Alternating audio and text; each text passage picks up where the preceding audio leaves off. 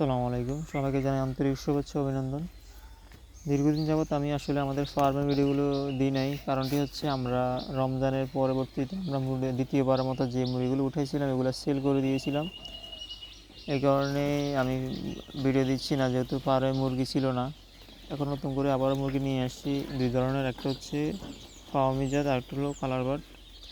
সাদা যেটা দেখতেছেন এটা হচ্ছে কালার বার্ড, আর এর পাশাপাশি যেটা আছে এটা হচ্ছে আপনার ফাওমি মুরগি। এটা দীর্ঘ 4.5 মাস পরে এগুলো ডিম পাড়ে 18 মাস টানা। আসলে ফাওমি মুরগিগুলো ডিমের জন্য নেওয়া হয়, যেহেতু এরা লং টাইম ধরে আপনার ডিম পাড়ে।